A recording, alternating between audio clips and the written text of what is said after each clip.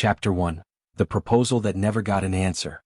I still remember the first time I saw Madeline. She was sitting alone at one of my tables near the window, reading a paperback novel while waiting for her food.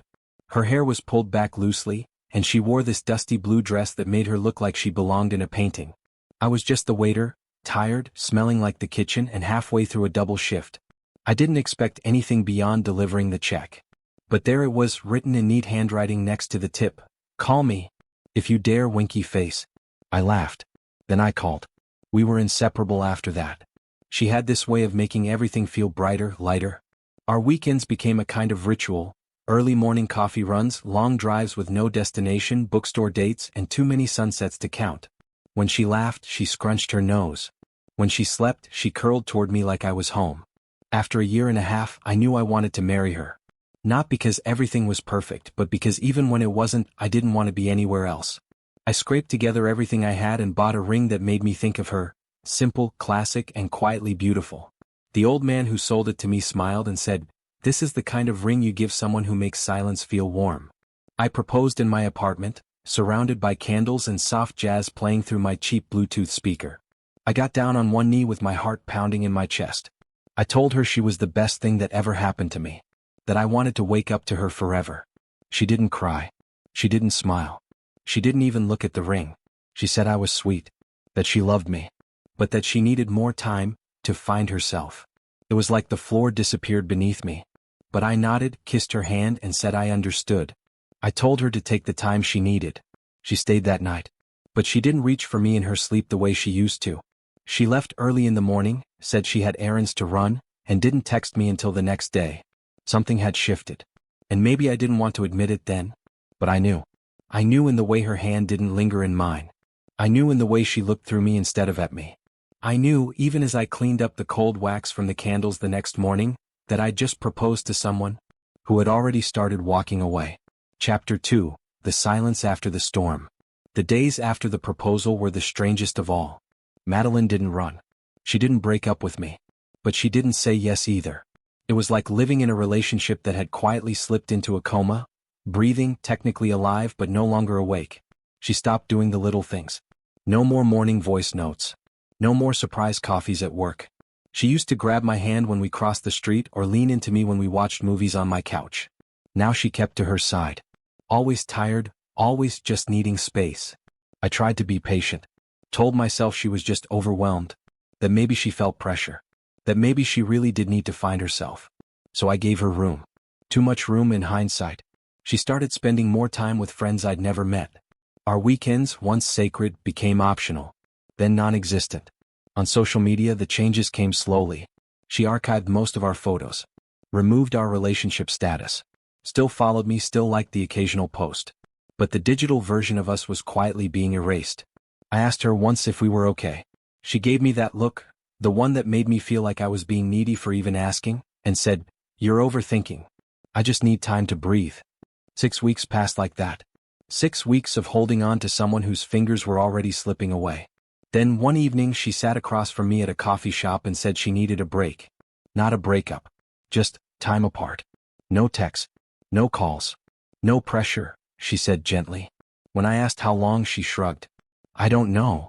And like that, I was ghosted, with permission. I walked home that night in a daze, passing all the places we used to love. Everything looked the same, but it felt like a different city. I went back to my apartment, opened the drawer where I'd hidden the ring, and stared at it for a long time. The stone sparkled under the kitchen light like it was mocking me. The next morning I returned it. The man at the jewelry store didn't ask why.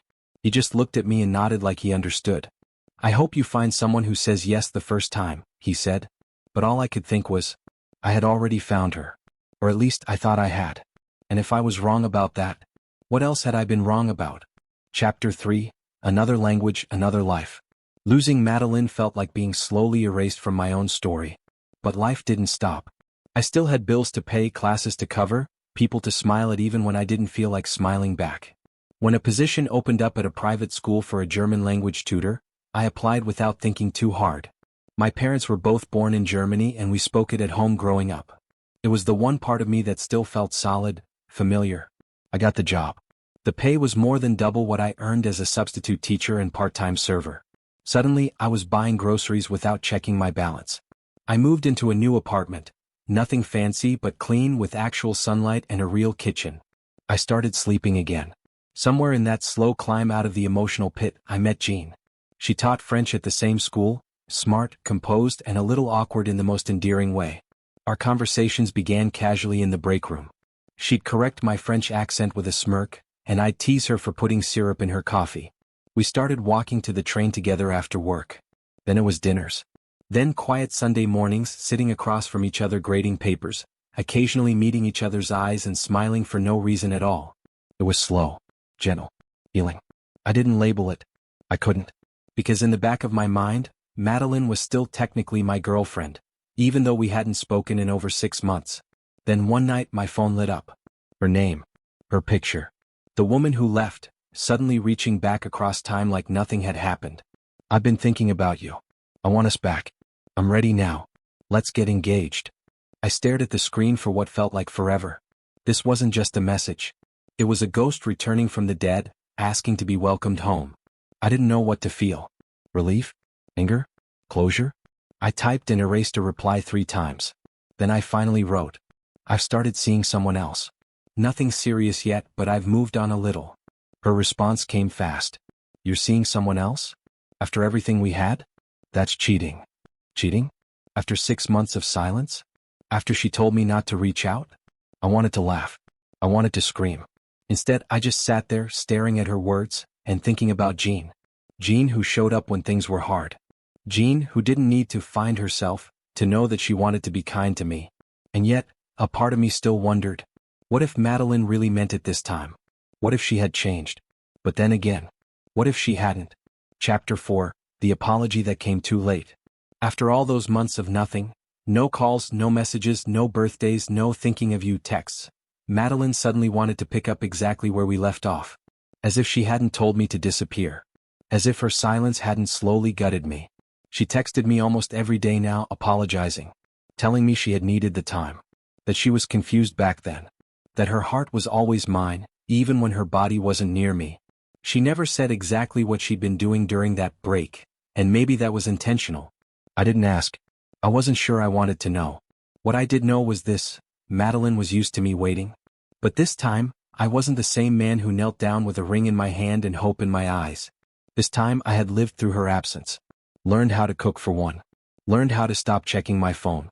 Learned how to smile again even if it still felt a little cracked at the edges. Jean never asked me for anything. But she gave so much.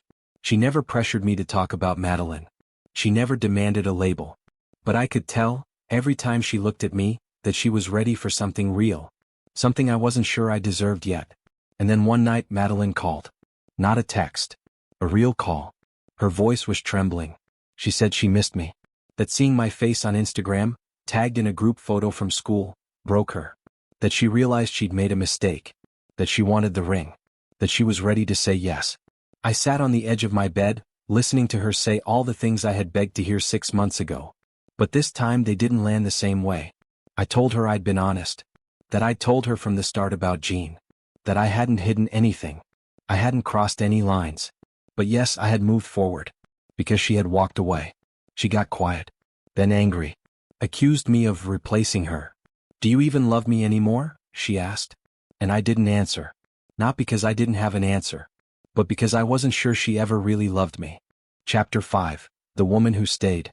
The next day I stood in front of the mirror longer than usual. I didn't recognize the man staring back.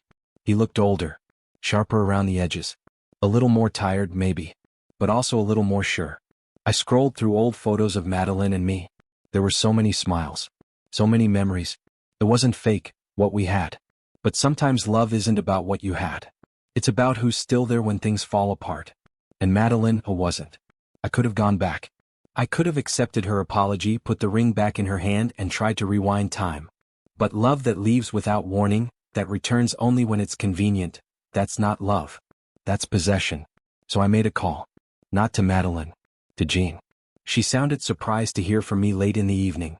I told her I didn't want to keep pretending. That I wasn't confused anymore. That I knew what I wanted now. She didn't say anything right away. There was a pause. And then, softly. Do you want to come over?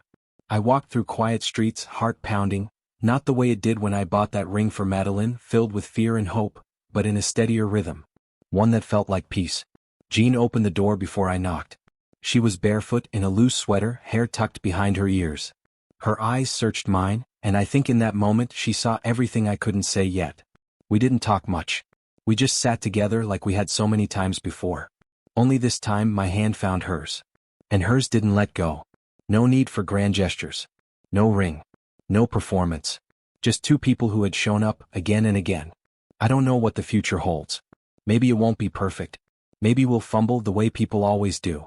But when I look at Jean, I don't see uncertainty. I don't see questions. I see someone who stayed.